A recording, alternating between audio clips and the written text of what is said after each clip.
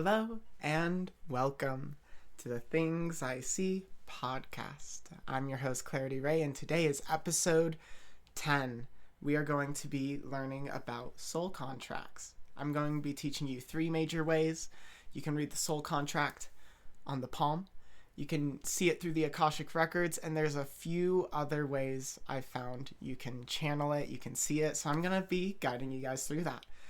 So before I jump into that whole jumble of what a soul contract even is, I'm just gonna talk a bit. I haven't uploaded a podcast in quite a while, and the reason for it, truthfully, is I just needed more time to do integration.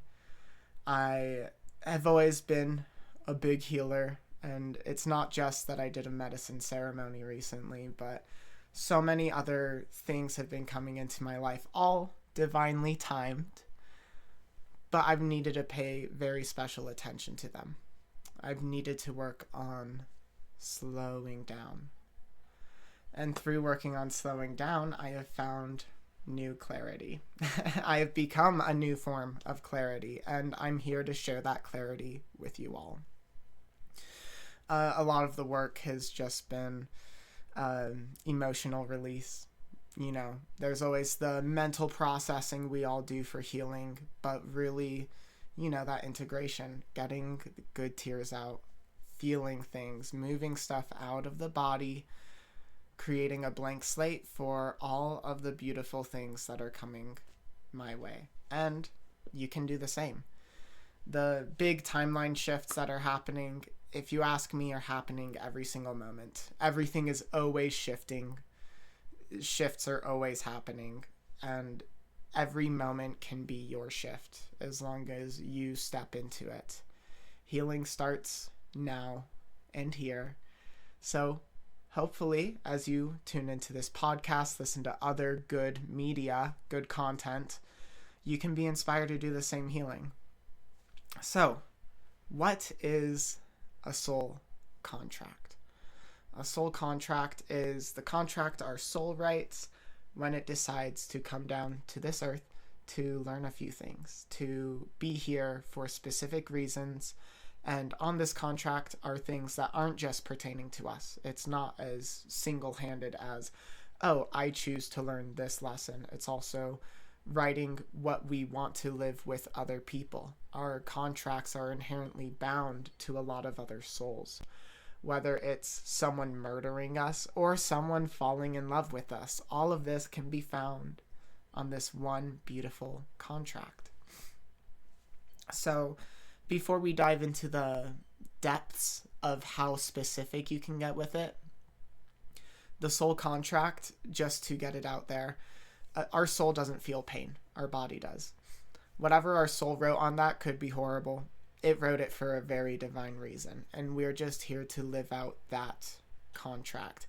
And this contract isn't to be shifted, but the moments in between the contract are to be shifted. And the contract can change, but typically what happens is there's something you don't fulfill in the contract. And when you don't fulfill it, you can fulfill it in another lifetime in a different way. Or there's a reason you're not supposed to fulfill it. So a lot of these things we sign off on aren't very specific to events, but the people and the scenarios and the feelings and the essence of what those events hold. Because at its core, everything's constantly changing, but there is some consistency. There is some things that have to happen on a collective level. Enough people have signed the contract for it that it's just going to happen. There's war, there's crime, there's serial killers. There's things that are written in. And this isn't to teach you how to rewrite it. This isn't to teach you how to break it. This is to teach you how to find the divine timing in it. Find purpose in it. Find belonging in it. So everyone's contract is going to be different based on where their soul is in their learning journey, you could say, because the soul doesn't exactly have a lifetime. But in what the soul needs to learn, there's so many different contracts that can be written. Some contracts are made to pay off karmic debt. Some of them are made purely because our soul wanted a break. So our soul's taking a break. It's not paying off karmic debt, and its one job is to have fun. For some people earlier in their lifetimes, their job is to be greedy, consume, be inherently consumptive. But if you're watching this, there's a good likelihood your soul contract is a bit further down the line from that inherent desire the soul enters with. It's going to be formed around karmic debt, vacation lives, or love. Love is a very big constant in each and every soul contract. So I'm going to start with the way I think is most approachable for someone to channel and see their soul contract, and possibly start looking into other people's soul contract. So for everyone who's watching this with synesthesia, you share the same gift as I do, and it's going to really help you out here. But I want to affirm for everyone, if you don't have synesthesia, which synesthesia is just the ability to mix senses, kind of see things that aren't there, kind of channel senses to ethereal senses, right? It's sensitivity, and sensitivity to the level where you can see things usually in real time. If you can't, you can do this with your eyes closed and you can channel it. And even if you can't visualize with your eyes closed, you can still channel. You're going to be working off a feeling. So if there's any point where it feels like I'm giving a lot of visual description, imagine it and trust in your imagination. You don't need to see it to have it be true, have it be right. So, to channel the soul contract, I, with my synesthesia, when I'm looking at a client or someone I'm just reading the soul contract of, I look to their left, my right. And I can just see right there a scroll. Unravel. And on this scroll will be the contract. And it won't be written in English. It'll be written in glyphs, sigils, some language that isn't your language, my language, our language. It is some cosmic language, truthfully. And that's why no matter what, no matter if you see it or not, you're gonna have to channel. You're gonna have to touch into that beautiful intuition of yours and really get a feeling of what that lesson is. So to give an example, my good friend Tyler, he was on one of my podcast episodes a few episodes back. He is specifically on his second lesson. I like it because the lessons on the soul contract seem to be very distinct and separate. And usually it's good to kind of get a look at someone's contract and see how long it is. I've seen someone's contract hit the floor and scroll all the way back. They're cursed. The curse is that they can't actually fulfill their contract in this lifetime. Has to do with a past life, past lives they lived as someone who pissed off some higher god, and then they got cursed. I've been helping them out with that curse.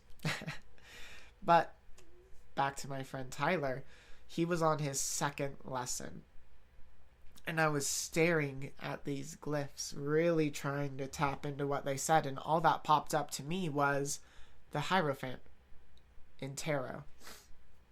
If you do tarot, I highly recommend looking into the soul contract, either using tarot, or if you've done it enough, allowing a tarot card to fill the space. His Hierophant card in this lesson was a sign of indoctrination.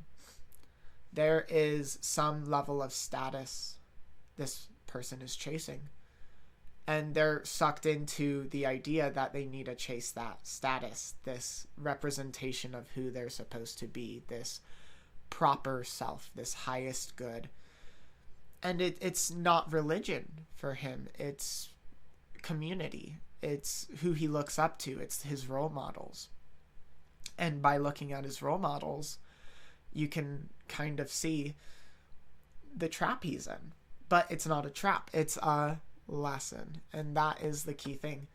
It is just another lesson where he's supposed to be getting too far somewhere that isn't him. He's supposed to be shooting for something that is a fake identity of what he's supposed to be looking for. And that's a very common lesson you'll find on a lot of soul contracts.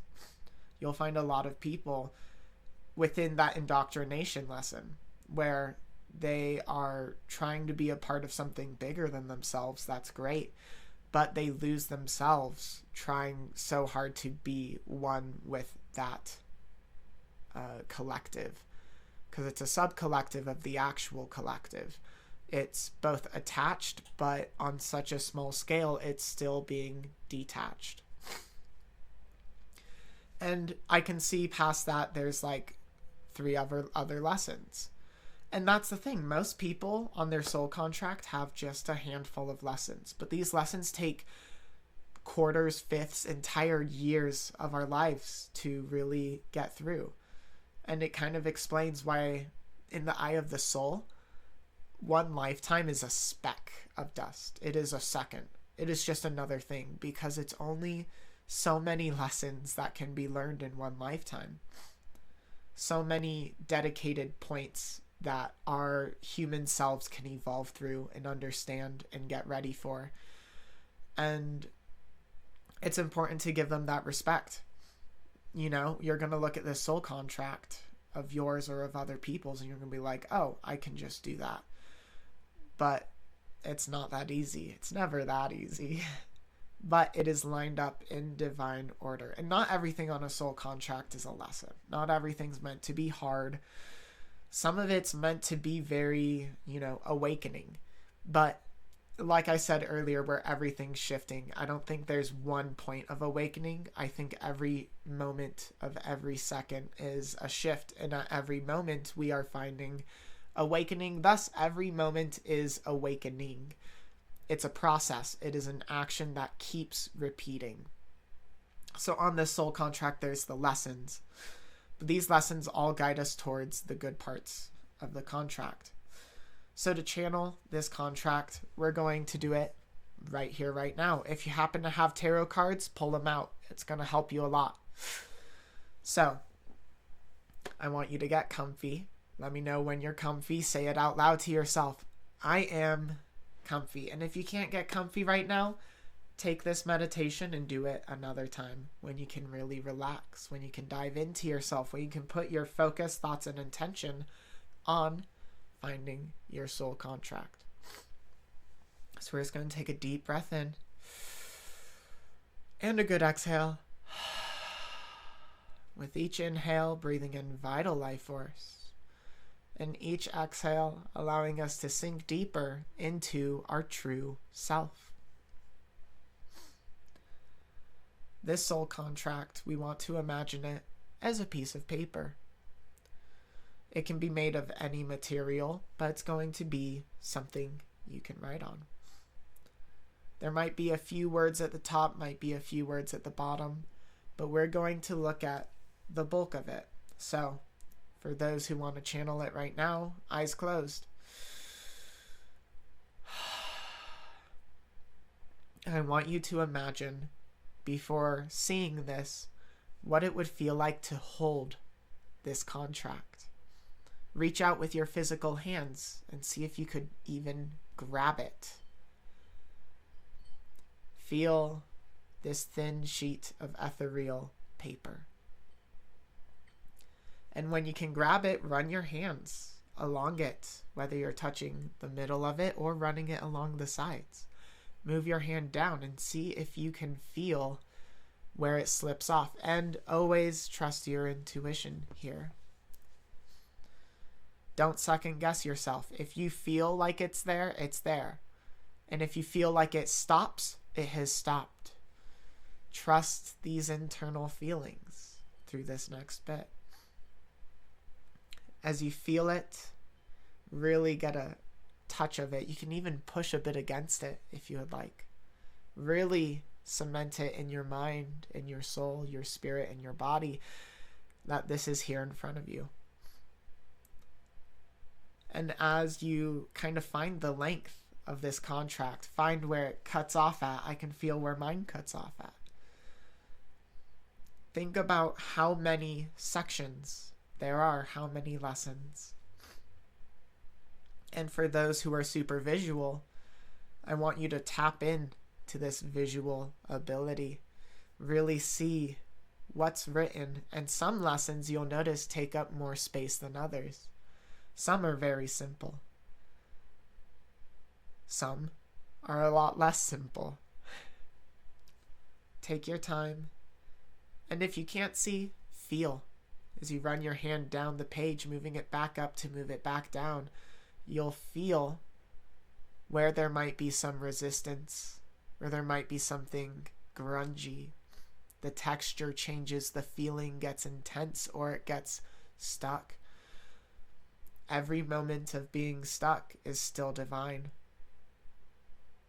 It is all building up towards our truth and our purpose. Once you have a good feeling, visual, or understanding of what's in front of you, I want you to tap in to see if any of these lessons are connected to anyone else. Even moving your hand back up to run it back down this contract. And as you move your hand back down, you'll feel where almost like it's highlighted, there's text in these lessons that is energetically tied to another soul. For those of you who've had twin flame experiences, you'll know when you pass that one. For those of you who've gone through traumatic experience, you'll know when you pass by those people. And when you feel, when you understand what lesson has what person, you can start to fill in those blanks. You can start to put two and two together. And we're going to start with what we have experienced, feeling at the top. If there is something we know we've experienced, and we can feel that it's connected to someone else, who is it connected to? What did your soul sign up to live with this person? Understanding that their divine contract could have been being not very good. And it's formed you into who you are now. It's forming their soul into who they are now. And all of it is to become who we are and will be. Finding our way back to the collective, to the start, to who we actually are.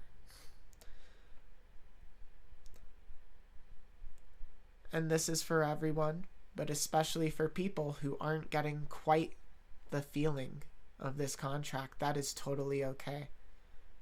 We're all working on our power here, and your power is on its way to seeing this better. But it is important to use our resources, use our aids. If you have a tarot deck, if you have runes, if you have anything for divination, now is the time to pull it out. If you were able to get a feel on about how many lessons you felt were written, again, this is all feeling. This is all intuition. Trust that feeling. When you can feel how long it is, feel how many lessons there are, I want you to pull tarot cards, one for each lesson. And whether you're experienced with tarot or not, use the manual. The manual of that oracle deck chose you so that you could read it, so it can give you the message you need to hear. Sure, there's channeling the message of the tarot. Trust that this tarot was placed in your hands so it could give this message to you. So when you're ready, pull out those tarot cards, one for each lesson. If you feel maybe you need to pull out two for a lesson, pull out two. And lay them down in a list. Touch into your deck if it does reversals or if it doesn't. And even if you couldn't get a feel of the contract, if you're tied to your tarot, if you've used it enough, if you have that relationship with it, lay out the cards until you feel you're not supposed to lay out the cards anymore. And this list can go down a lot. feel free to pull 11 cards, 17, or maybe just 3, maybe 2, maybe 1. How interesting would that be to get in touch with this one key lesson of this lifetime?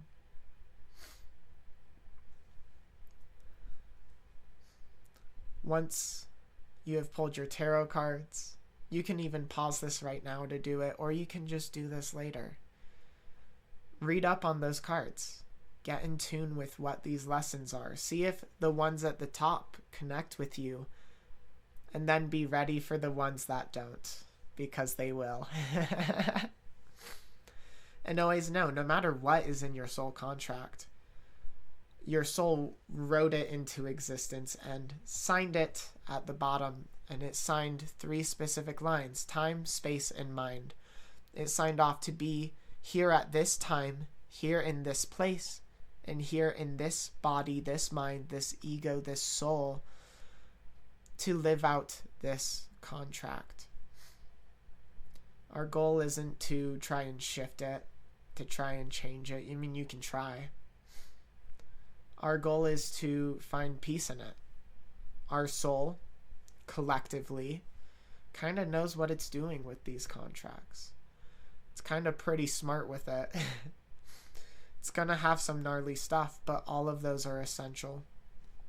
When our soul has to be strong in this lifetime, it's going to sign off on a lesson that lets it be strong. When our soul doesn't want to be around this lifetime, it's going to sign off on a lesson where it doesn't have to be here anymore in this lifetime. Through all of the cruelty and all of the care is the one unifying concept of love. All of it is in the pursuit of our soul finding what love actually is. Whenever you see someone who is a terrible person, just know their soul wrote that contract, and other people wrote that contract with their soul as well. They wrote on their contract each and every name of every person they are supposed to interact with. They are supposed to hurt, they are supposed to love, they are supposed to intermingle with. And understand that these souls agreed. Our soul has agreed to this. And that person who's terrible in this lifetime, one day, could be a gazillion lifetimes from now. They lived this cruel life, this caring life, this spiteful life, this careless life, so that one day they can write in the contract that lets them be love. And in my experience, the contract for love was the one contract my soul didn't choose to write. My soul wrote every contract but the one for this life. It simply signed it. I had a vision. And it was me sitting across from this spiritual coffee table. And on the other side was just us. It was one. It was all. And all says to me, what do we need to do to get you to keep moving? And I just said nothing. My soul had written everything into existence, and it knew not else what to write into existence. So all was just here, sign this. They handed me a contract and I didn't even look at it. I didn't want to look at it. I just signed it. Time, space, mind. And now I'm here, living one of the craziest lifetimes, one of the most in tune lifetimes, one of the most chaotic, but one that facilitates the love that I've been waiting lifetimes to find. You must understand that even the worst people are finding the same love that you're finding, or that I've found, or that I'm still finding, And their soul has to start here to make it here. Doesn't matter how close or how far you are. We are all on that same identical journey. We have all fought in wars. We have all played soldier. We have all been greedy. We have all been terrible. And we have all been love. And we are here to fine-tune that love now into its most beautiful form. Understand that not every soul is there yet, but them being the way they are in this body is the reason they will one day be where they're supposed to be, in the way they're supposed to be. This beautiful connection, I'm sure a lot of you guys know, a lot of these viewers, is one that we didn't get on our first lifetime. No one did. It took a lot to get there, and it's going to continue to take a lot. But we're all getting there. And when we respect even the most cruel people's stories, we can further appreciate our own story through the good and the bad. So, I hope you enjoyed the channeling for the soul contract. If you were able to feel it, write it in the comments. If tarot gave out good results, feel free to share if you really want to share. Everyone's soul contract is personal and exclusive to you. You don't have to share, but we are all here together to understand this on a greater, deeper level. So if you do happen to share, I greatly appreciate the clarity you help others find through it. And now we're going to move to the Akashic Records way of finding the soul contract. After this, I'm going to talk about where the soul contract is on the palm. So, if you have experience with these Akashic Records, this is your time to shine. If you don't, well, I highly suggest you look into it. The Akashic Records are far to reach, but as you live through your healing journey, as you find detachment in the things you are not, to find a more pure self of you, pure version of you, and always know, you are the most you when you remove all attachment.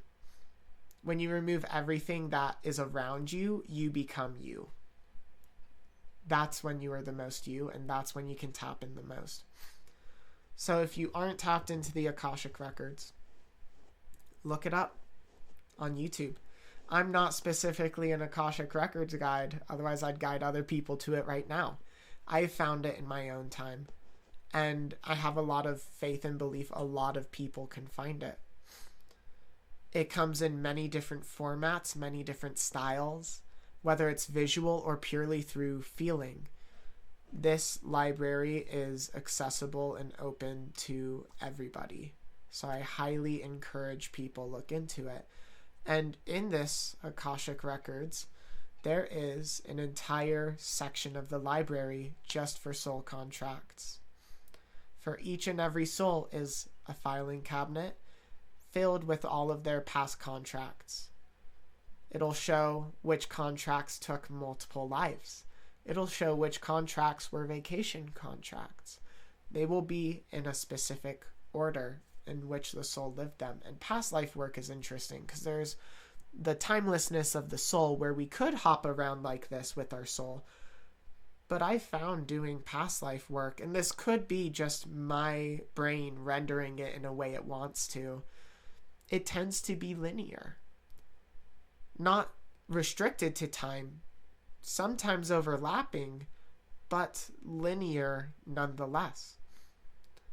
So when you look through these filing cabinets in the Akashic Records, in a room of contracts, you will find a record of each and every contract your soul has lived.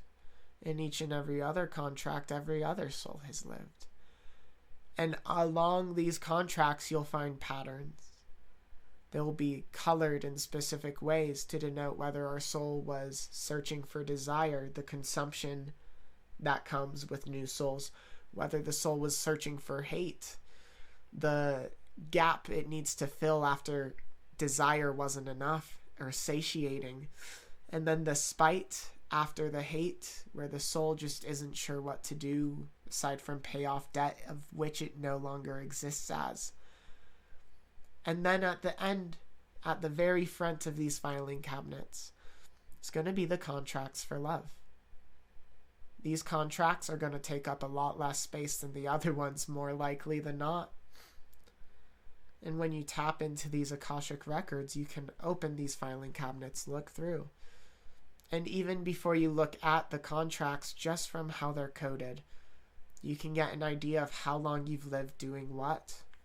There will be sections for lives lived as a soldier. There will be sections for lives lived as someone rich, someone poor, someone influential, someone nobody knew. So for everyone who is willing, you can get into the Akashic records through prayer, through channeling, through many different methods. I highly suggest you look into it. And you don't have to start on soul contracts. Go in there just to feel it.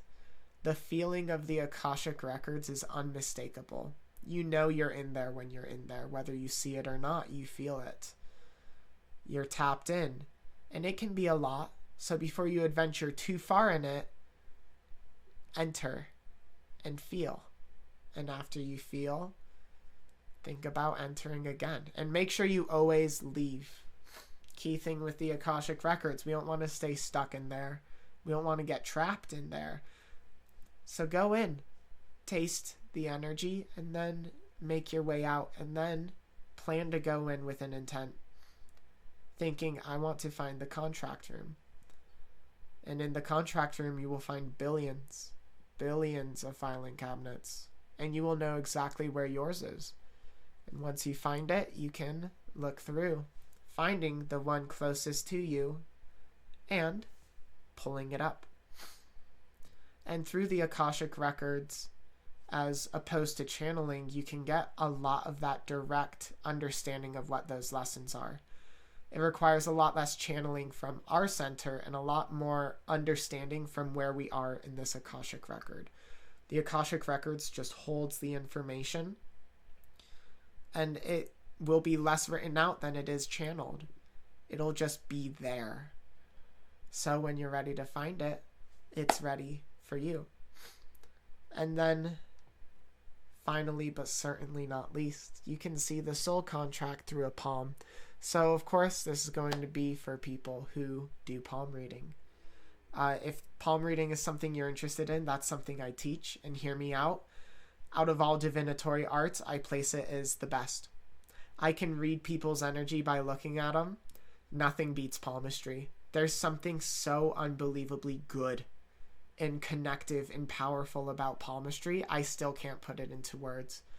I can do it in 3 different ways. Through Western reading, through energy reading, through reflexology. All tell me different things. And all of them are so unbelievably profound and special when it comes to divination. So if you're interested in learning palmistry, if you teach yourself, awesome. If you want to learn, find a good teacher. If I happen to be your teacher, I would love to help. And you can find that on my website. But to find the soul contract on the palm, it's a set of lines that kind of breaks all of the other lines. It'll be starting specifically kind of right here on the hand. And on your hand, you'll notice we have like our lifeline, which is this big line around the thumb in the Mount of Venus. Of course, even if you're new, you can find a guide to kind of get a gist of where I'm pointing at. But right here, you'll see there's a lot of these down lines.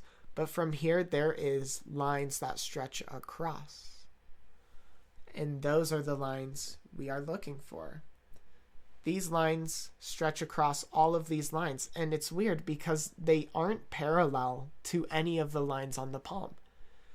Everything in the soul contract is lacking in parallelism. They conflict and confront all of the lines stretching out across our palm in just the perfect angle where it hits all of them at an angle. So for all my palmists out here, I'm going to get a bit more specific. What you want to look for here is how these lines pass the lifeline, pass the fate line, pass the headline, and pass the heart line. Take note of if they even pass the lifeline. A lot of these lines moving out might not even make it past the lifeline. A lot of the times when they get stumped, when we don't take care of it in this life, which of course is still divine, they'll stop at the lifeline. There's something within our body, within our ego, within this vessel our soul chose that isn't capable of doing it. And that is part of the contract. Even if it's written in the contract, the inability to fulfill it is just as divine as the ability to fulfill it. So, as you're looking at it, this is where it gets tough, right? A lot of Western palmistry is this is how this is. It's technical. There's literature on it. There's ways to say this line means this under these circumstances. Especially with the mounts, there's a certain feel, and the feel kind of explains itself outside of intuition. They have trends. They have consistencies across all people, patterns that our body puts out. But this soul contract is beyond the body. So when you're reading this soul contract, it might not make any sense at all, even for experienced palm readers. Because there is no technically right way to read it. There's only looking at it and feeling it and knowing it.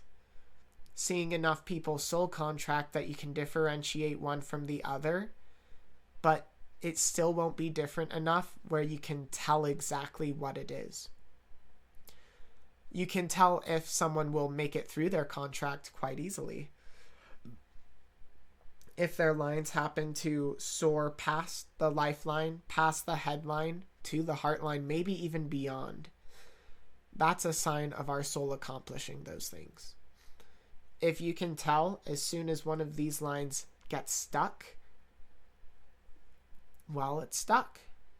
But also know the palm can change. Those lines can change. Our soul can unstuck itself in these soul contracts. These are soul contracts, and they happen, but at the same time, nothing says they have to. It's paradoxical, where fate has already prescribed it, but fate is predetermined until determined differently. Fate is a paradox.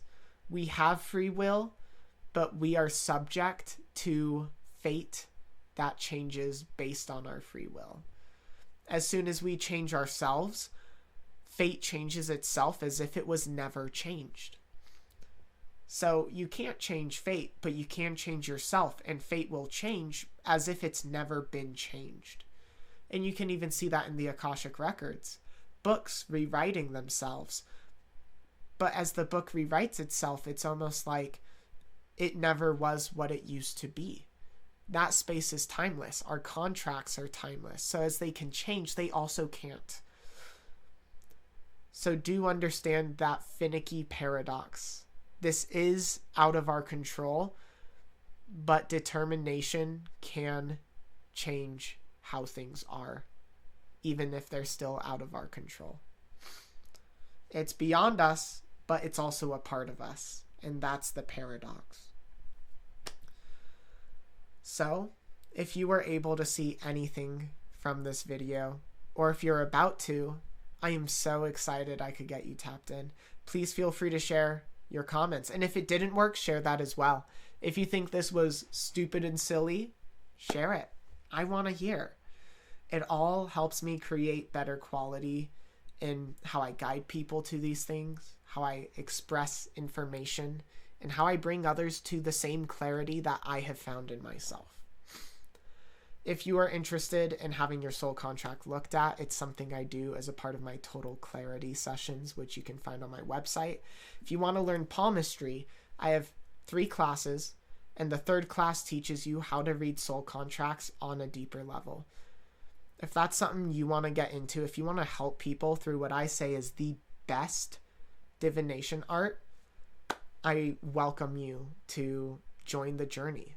It's really amazing to see people through their palm, which is their mirror, which is their reality, which is them. You get to see through someone through their self, which is everything, which most people don't see themselves as yet, but they will. And through palmistry, we can help them see that. Thank you for tuning in to episode 10 of The Things I See. I'm excited to get back onto posting this consistently. New episodes will be every Tuesday. Link to my website below if you want any resources. And With that, I allow this clarity to be. Light, love, clarity. Thank you for watching.